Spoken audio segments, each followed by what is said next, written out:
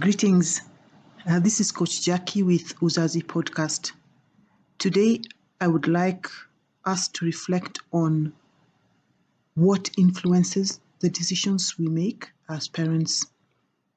To do this, I am going to share with you a recording of a talk that I gave recently.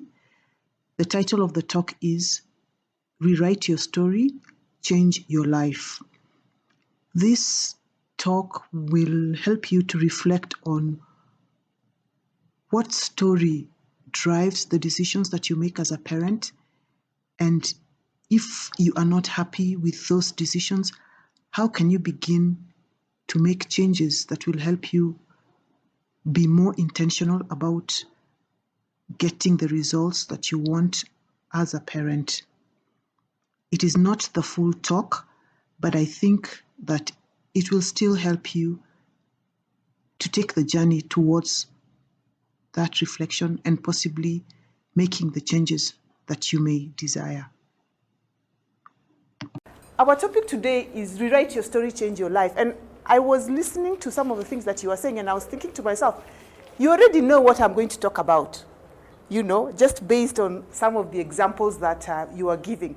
But before I go into my talk, kabisa, I want to give you an exercise, okay? So I know it's the end of the day and you're tired, but it's not a difficult exercise. So there's a picture on the screen.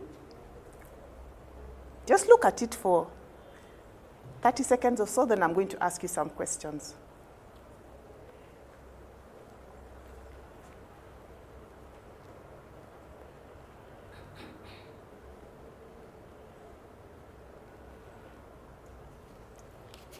What's the first thing you noticed? Somebody else? Yes?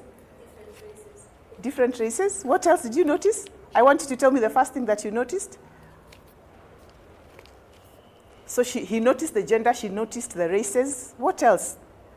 What was the first thing that you noticed when that picture came up? I think I noticed the different poses on everybody. Everybody has a way they are carrying themselves. Okay, so there's a different posture, yeah? What do you think these women do? What do you think these women do? Yes? I feel like maybe they're all advocates for women's rights. Oh, you think they're all advocates for women's rights? Okay. Anybody else? Another guess? Yes? I think it's some sort of self-help group. Uh-huh. They're Okay. just assisting each other. Okay. So you think they sort of belong to one group-ish, like a chama? Yeah. Okay. Somebody else? Oh, that's what you wanted to say. Yes? I feel like they're from different social economic backgrounds coming together for one goal. So in a way, you also think that there's something that holds them together. That's interesting. Anybody else? Does anybody see them as, maybe different people? Yes. I think use my shadow psychology kicking in. I think if they were friends, there will be a bit of a warmth in the photo. They look very professional, like they're colleagues, they are friends. Okay. Yes. All right. Okay. Thank you. So you notice that you notice different things and you think different things about them. The thing is, they're all scientists.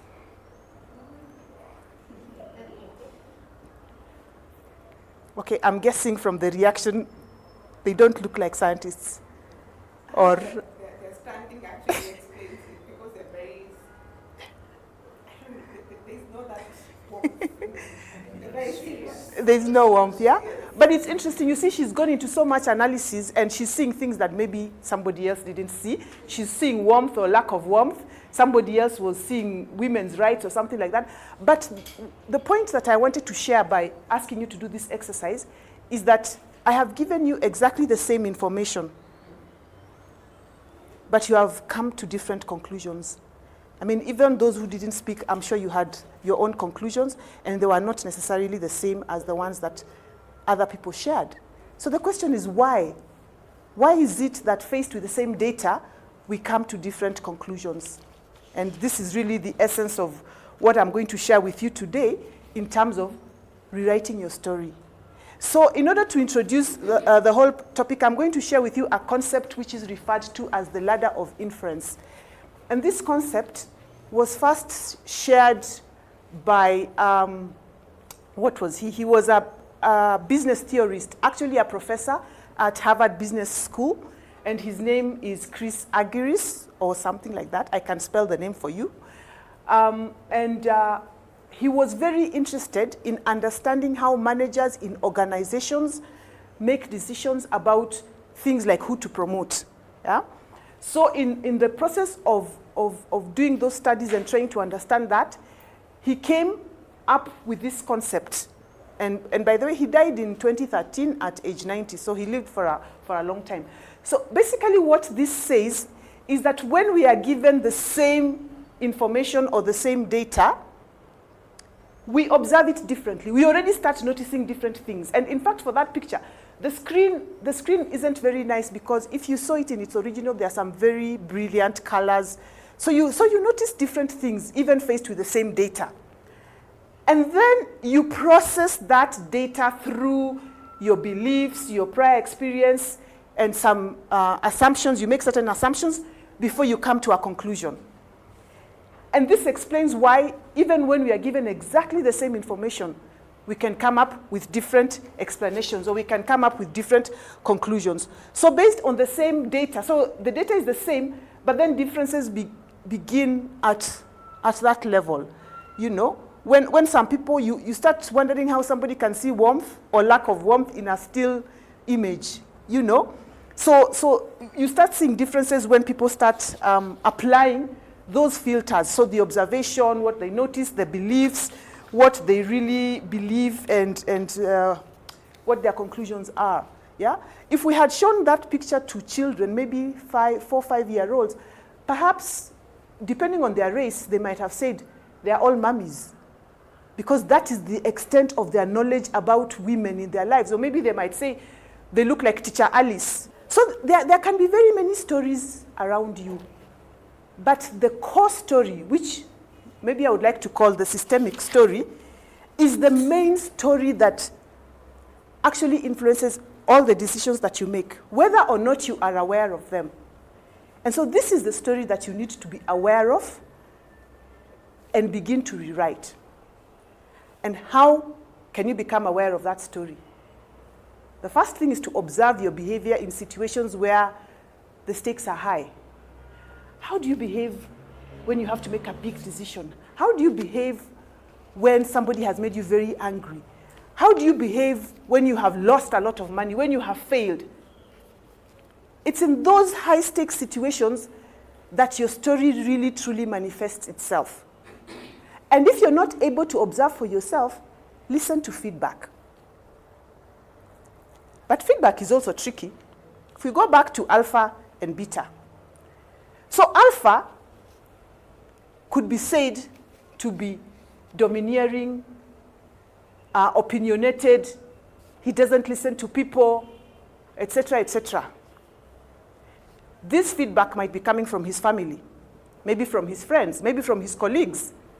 But his boss, who has a similar systemic story, might be saying, yes, this is the right kind of person. He makes decisions quickly, things move. So it's not a different story for alpha, but alpha needs to decide, is this story working for me? How can I find a balance?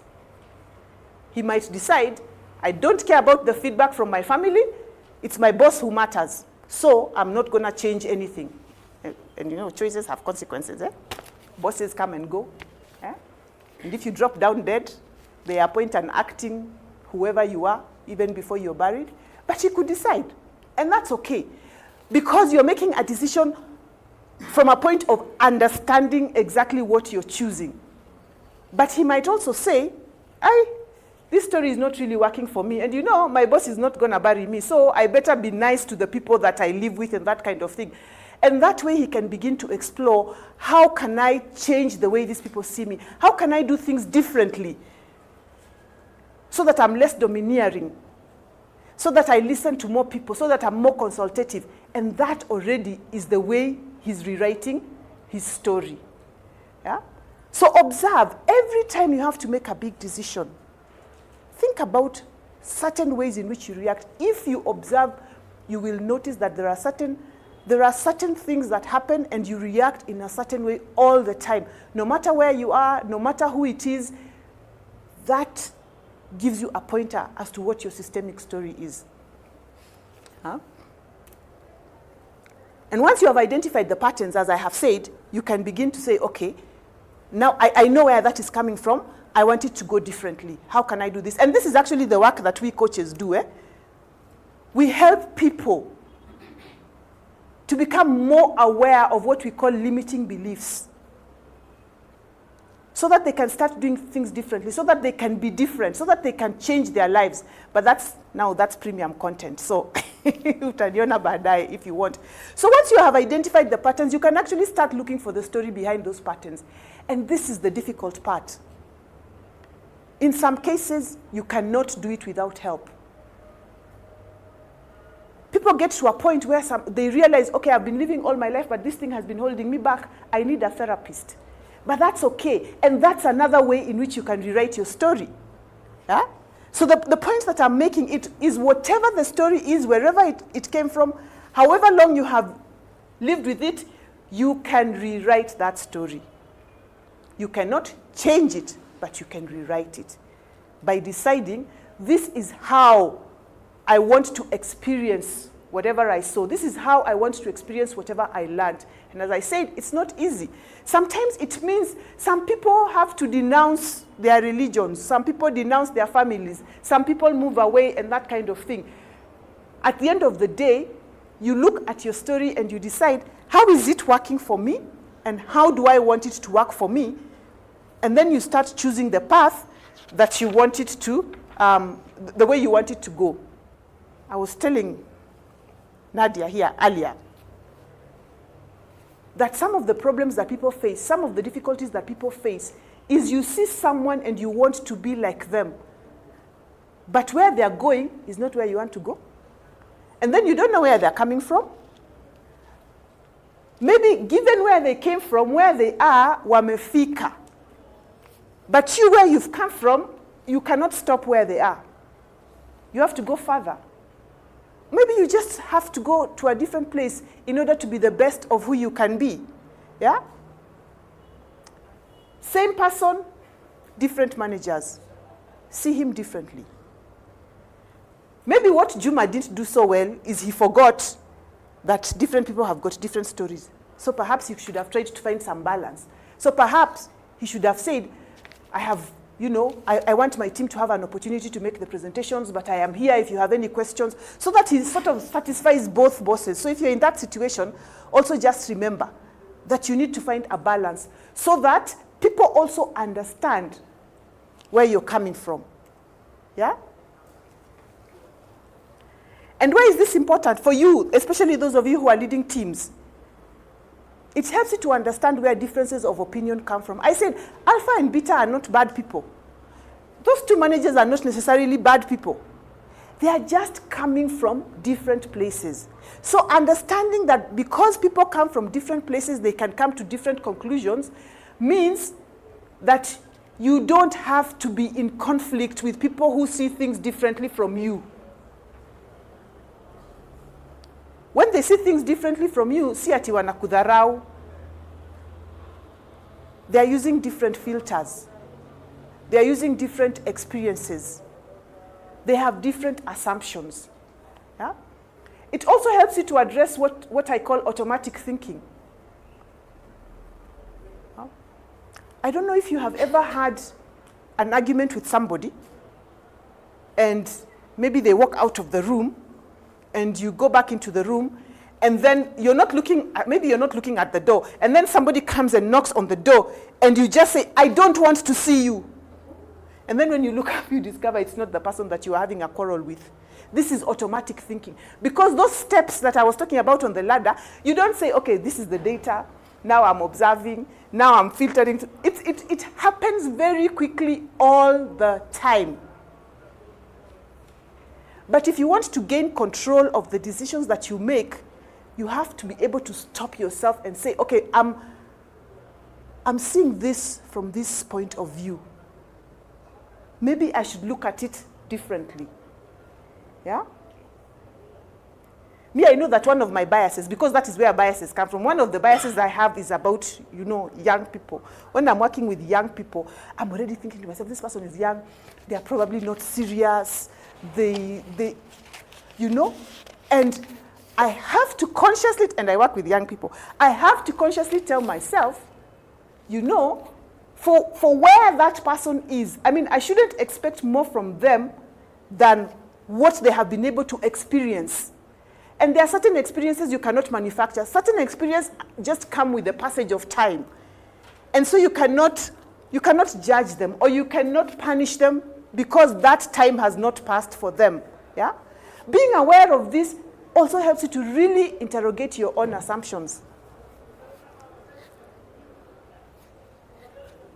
When people were introducing themselves, I don't remember anybody saying that they're a parent, but I just want to pause here and say, if you're a parent, remember, you are part of that system that is creating somebody else's systemic story. So what story are you creating for them? Or if you're a teacher, you have a very big influence. We saw schools there. You have a very big influence. What systemic story are you creating for the people who are going through your hands, for the people who are going through your school, for the people that you stand in front of every day? If you have that ladder of influence behind in your mind, then you can be more willing to listen to other people's stories. And that is how you now begin to help people also to change or to start thinking about rewriting their stories. So as a team leader, if you're looking for alignment, you can help your team to understand what assumptions are you making. Yesterday I was at a board meeting, and the project team made a presentation. They said they need to hire a business manager. Actually, they wanted the board to approve their decision to hire a business manager. It's something new that they have come up with. And then we asked, how much are you thinking of paying this person? And the person who was making the presentation said 200,000 per month. Okay? And I know there are some of you who are like, tell me, I apply for the job. But then, just before that, they had made a presentation and they had said that in the previous quarter, the project had been able to raise an average of 173,000 shillings per month, from something like 177 clients or whatever it is. So I had already done the math, and I had seen that means that they're getting 978 shillings from each client. So I said, okay, if you're getting 1,000 shillings from each client, it means you have to get a minimum of 200 clients every month to pay this salary, only the salary. We are not talking about other expenses. Yeah? And the discussion that happened there was actually very interesting, because they hadn't thought about it that way. But they also explained what they thought. They said, we want somebody who is good quality, who is experienced, who's nini, so we think if we pay less, maybe we are not going to get a person of, the quality that we want. But the end of the discussion was that actually maybe 200,000 is a bit high, the project cannot afford, maybe they should bring it down a little bit. But then, I had said 40,000, me. But then we also agreed that the 40,000 might be too low because of the kind of person that they want to attract. So if you're leading a team, this is what you want to encourage. You want to expose the process, the assumptions. Because when you understand the assumptions, the context, the process, you are more likely to come to a better decision as a team. Yeah, this is not just about you, unless you're alpha. But in order for you to do that, you also need to ensure that you can help your people to make their own thinking visible. You don't want to be the kind of person who says, no, in this team, anybody can make a suggestion. Unasema nini? If you talk to them like that, It doesn't matter what words you're saying. It doesn't matter how much you're saying that you want to listen to them. They will not believe you. So help them to show you their thinking process. Ask open-ended questions that are non-judgmental. Tell them, okay, I see this differently. Can you help me understand how you arrived at this conclusion? And again, if you're a parent here, you can do the same with your children. Please, don't think that children are people to be stepped on and bullied until they grow up and then they start bullying somebody else. I see this differently. These were my assumptions. In that example yesterday, I only saw the money. I hadn't seen the point of we want a quality manager, we want an experienced manager. No, I had just seen the money. I was there calculating. You need at least 200, and right now you're averaging 177, and that is only for the salary. Where are you going to get the money? But they had also considered other things. So encourage other people also to make their thinking visible by creating an atmosphere that allows them to share their thinking process. But that also means that if you're a team leader or you're a manager, that you're willing to put on their filter for a moment and see things through their eyes.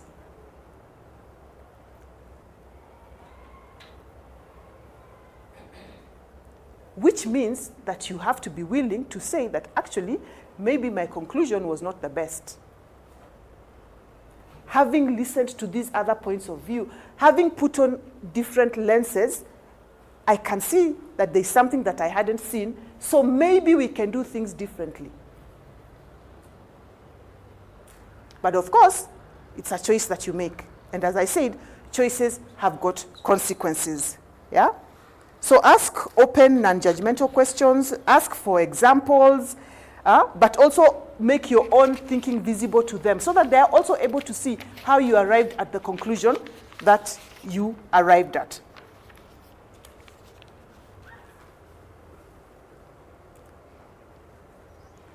So just a reminder, we start off with the same information, we notice different things, we process them through our beliefs, our prior experience, our existing assumptions to come to conclusions.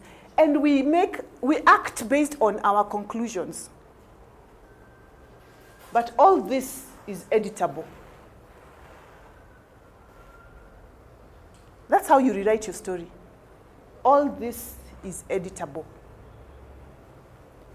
But you have to be willing to go there.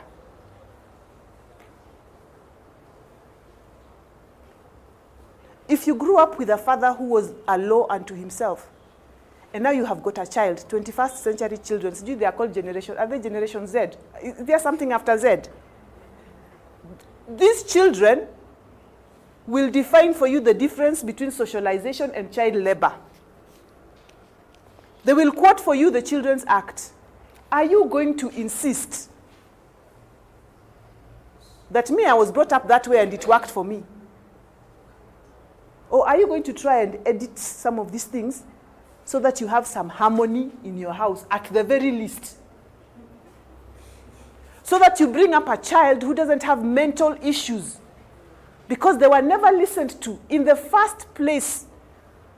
The first community that they belonged to, they were never listened to. It's a choice that you make. So rewriting your story begins with making a decision.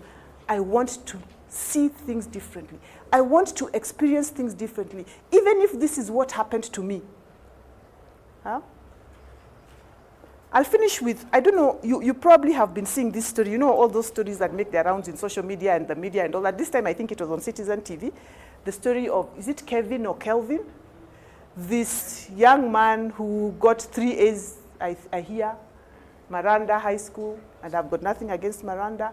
He went to do actuarial science, which is something that I still don't understand what it is. He passed very well, and he has no job. And the story was being pitched to demonstrate how the education system is a failure. Oh, you know, it's like, how can a boy who got 3 A's not have a job?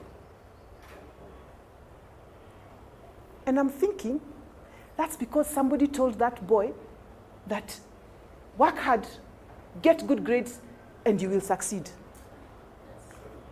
Who wants to bet with me that that's what he was told? Get good grades and you'll succeed. What a lie. You know, success in life is a factor of, me, I see it very simply.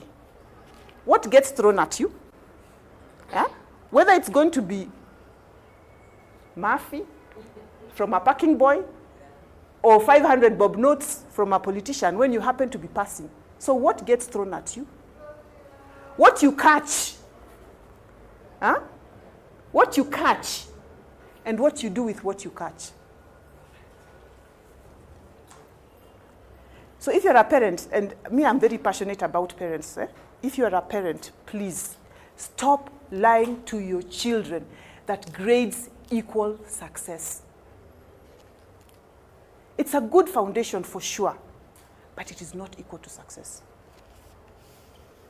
So for me, I would have asked that Kelvin, what have you done with what you learned that helped you to get those 3 A's? And of course, I'm also questioning whether there were genuine A's, because we also know that's part of the problem is that some of those A's are not genuine. But anyway, I'm not going to go there. And if you're Kelvin's friend or Kelvin's relative, just excuse me. I'm just using this as an example to show you how those stories can really mess up your life until you even forget that you have got other talents. Yeah? What stories are you telling yourself? What stories were you told that are holding you back today as you sit here? What do you believe about yourself, about your family, about your background, about your job that is holding you back? Because I promise you, you can wake up from here today and go back home and tell yourself, I'm not going to believe this anymore. It can be as simple as that. It can also be a little bit more complicated, where maybe you need to speak to a counselor, you need to speak to a coach. But if that's what you need to do, do it. Because it's going to make a difference to your life. So before I give you an opportunity to ask 1 or 2 questions, I'm just going to share this. This is what do scientists call it? Cross-section. This is a cross-section of a tree. You see, even me, I learned something in school which I never thought I would use, but here I am using it. So this is a cross-section of a tree. And you can see the rings. And by looking at the different rings, people can actually piece together a story about the tree. So you can see the year of first growth. Of course, it was very small. You can see when the rainy season or when there were good rains because it's thicker, so there was more growth. You can see when the rains weren't so good because it didn't grow that much. You can see when there was a forest fire because there is a scar. Yeah? So all these inner rings are a part of the tree. And you can use them to learn something about the tree. You can't remove them from the tree without destroying the tree. So we are not saying you can remove your story, you can remove your past, you can remove your experiences. They are a part of you. But you can use them to gain some information, to gain some understanding about yourself.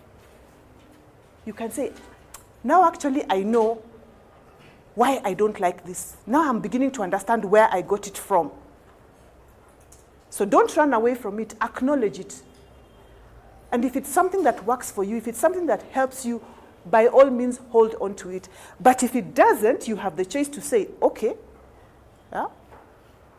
Another way in which people's systemic stories are formed is by, alluding to the people they were named after. Yeah? And if you're a Kikuyu here, I'm going to share with you this story. I have a friend who is a Kikuyu, and the Kikuyus, you know how they name. So the first daughter is father's mother, the second daughter is mother's mother, and vice versa. It's automatic, so you don't have a choice. And I noticed that my friend used to treat her daughter, who was named after her mother-in-law, differently. I myself had no children then, but I saw it. So you can decide that because I was named after, I don't know, maybe you were named after somebody who was a good politician, then everybody thinks you should also become a politician, and you don't even like standing in front of people. You can decide that, yes, that is a part of my story. I was named after this person, but I'm not that person. Yeah? So awareness, assessing, does it really work for me? If it doesn't, which direction do I want it to go? And that's what I mean when I say you can rewrite your story and therefore change your life. Thank you.